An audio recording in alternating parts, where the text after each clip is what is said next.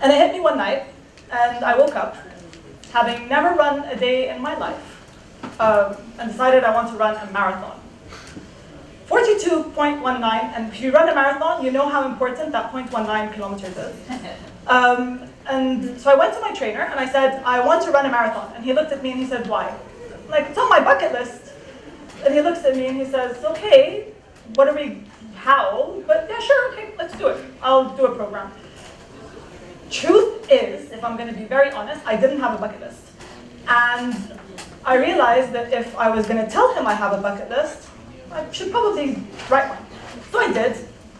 And I ended up with 130 items on the list. From small things, like jumping into the ocean off a boat, because I was scared of the ocean, to climbing mountains, like Mount Kilimanjaro and Everest, and just really big, nice things, like jewels. And one of the things that occurred to me was that I still need to work. I'm still a mom of 2. That's not going to go away. I'm still a wife. That's not going to change, I think, I hope. And I was still a daughter. There was nothing much that I could do about these things, and I didn't want to do much about them. So I went ahead. I trained for the marathon. I woke up at 5 o'clock in the morning. I did it. The most liberating, most fulfilling feeling of my life was crossing that finish line. And I realized that this was bringing me closer to another one of my dreams. And that ignited something in me.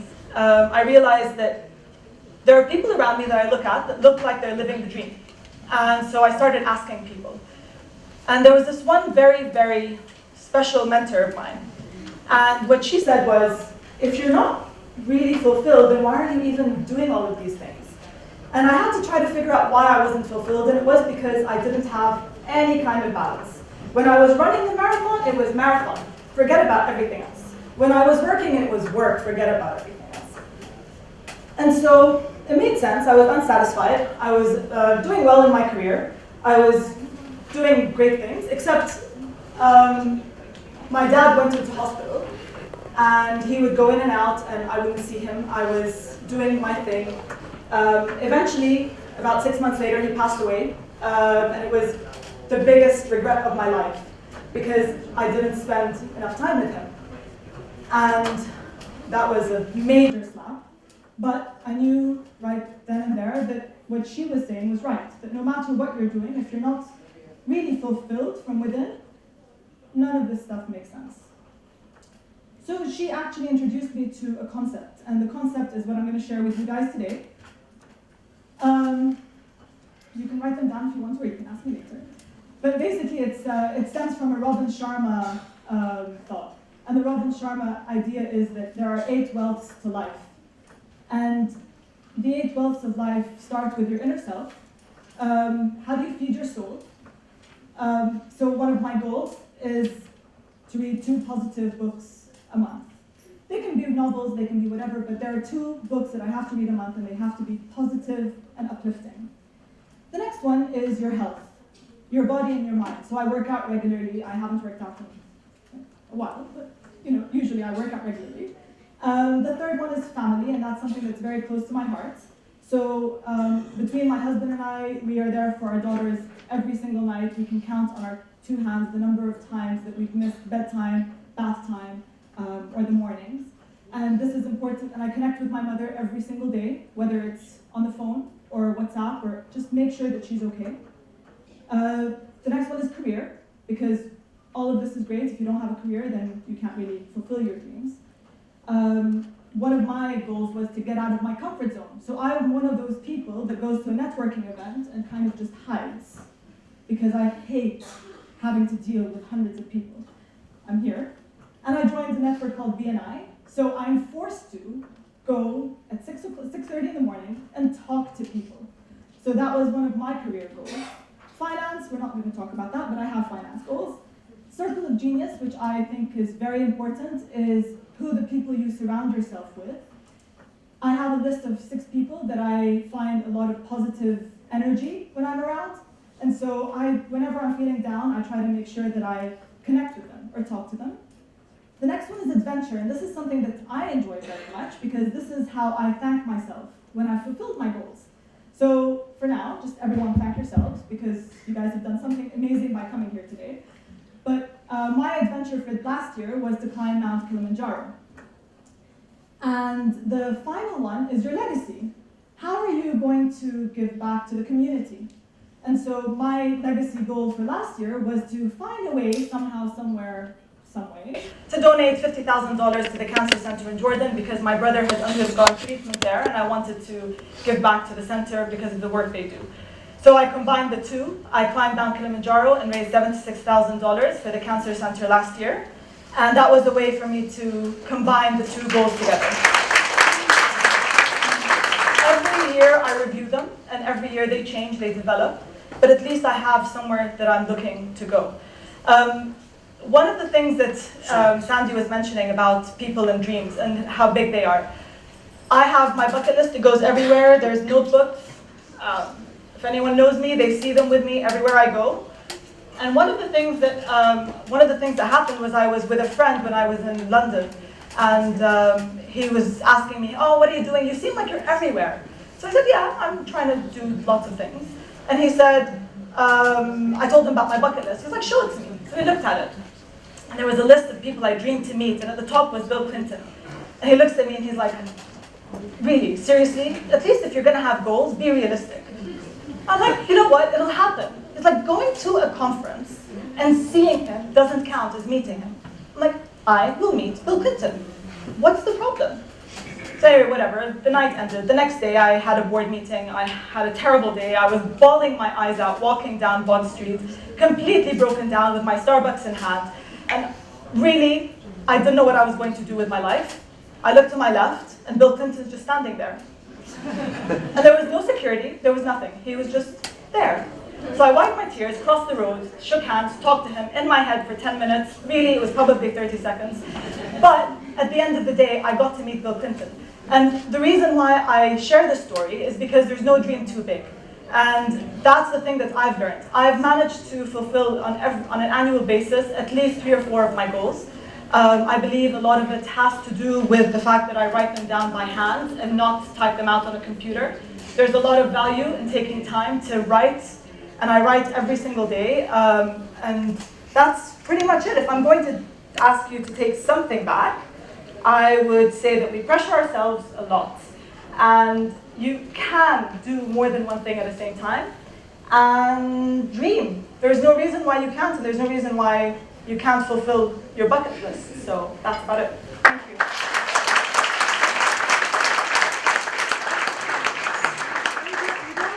Yeah.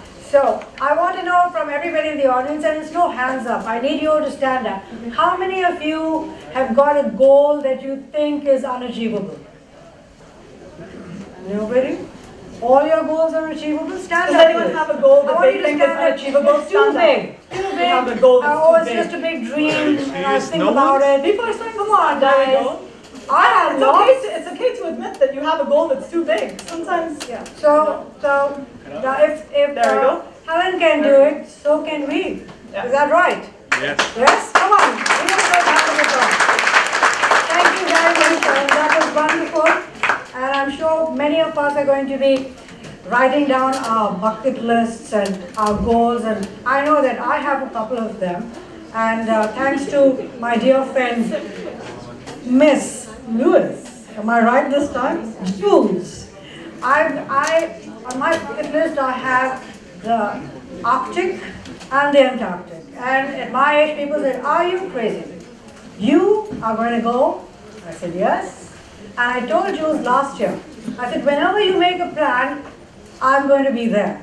And so the first person she called when she had everything organized is me. And that's my goal. And I'm going this year. When is it? April. I shall be there, no matter how cold. And now, ladies and gentlemen, after you've got your minds all decluttered and you've got your bucket list going, and then you say, "Oh yeah, it's nice to have a bucket list, and yeah, it sounds good, but I've got so many other things on my mind, and one fine day I'll have a bucket list too." So, my next speaker is going to tell you how you can have everything and more. But I just wanted to introduce introduce this person because for me, she has been a source of inspiration. And not only inspiration, but also a big transformation in my life. So I want you to just close your eyes for a minute. I can see everybody's eyes are open. No cheating, come on. Close your eyes for a moment and I want you to just think.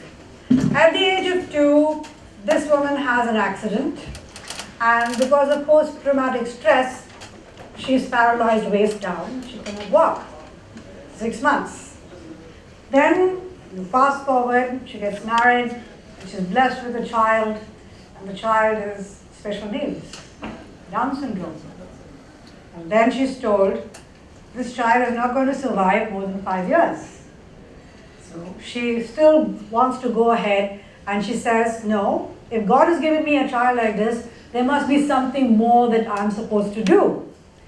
So she decides to go in for open heart surgery only to be told that her daughter may not survive anesthesia. There was a 5% chance that she would survive the anesthesia.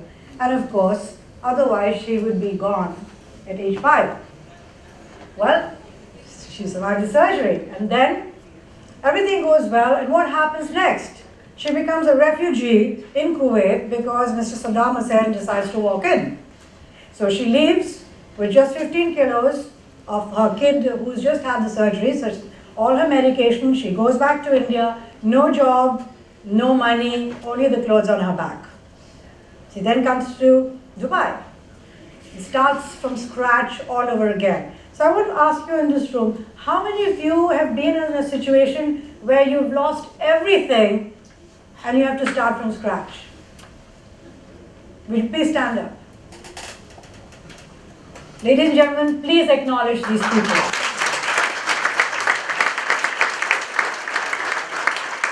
So you know what it is. You know what you have to go through.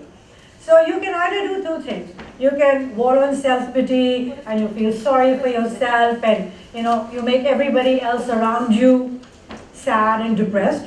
Or you decide, I don't care. I'm just to go ahead, step by step and just get on with my life. And just when everything is fine, you're told that the company you have, the company that generates the income for you to live and to look after everybody in your home, you're told you can't have that company anymore. You got to shut it down and your income is zero. So, what else can you do now? Because time is moving on, you have financial responsibilities. How do you keep that balance? Well, this particular lady decided, so what? Maybe that's my life. I'm supposed to go through these things and I'll just get stronger. So, in closing, I'm going to introduce you to this wonderful woman whom I know very well because she is my sister. Jennifer, please join me.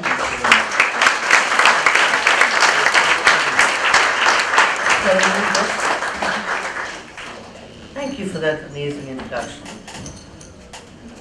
So, are you feeling sorry for me?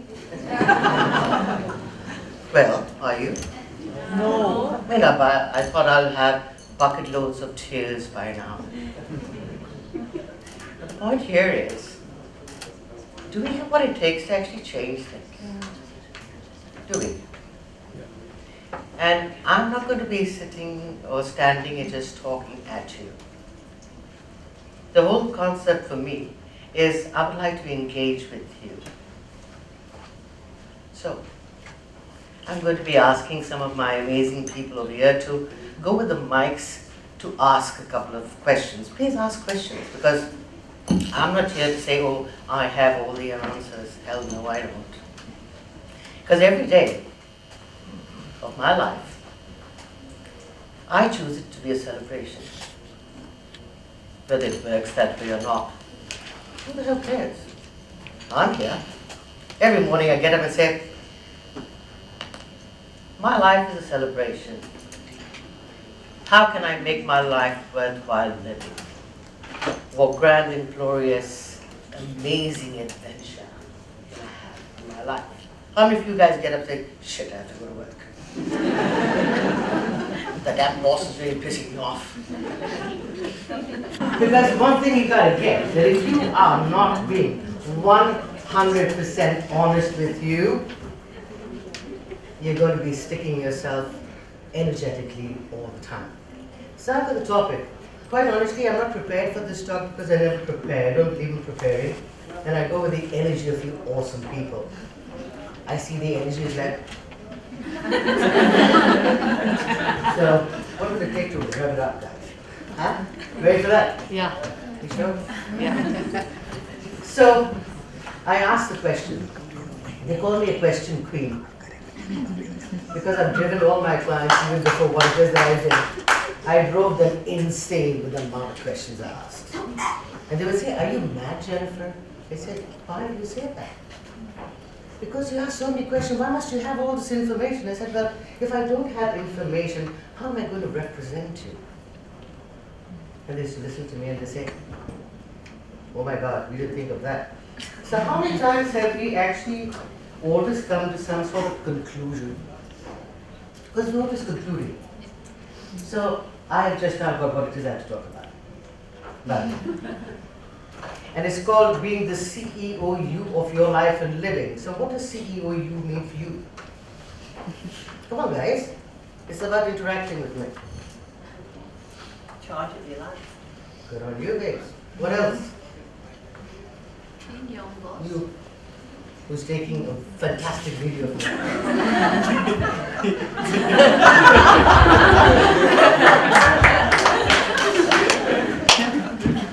Act now, because tomorrow is not going to come. I love that. Awesome. The thing that I got was that I'm going to be the conscious, energetic operator. The U stands for the universe.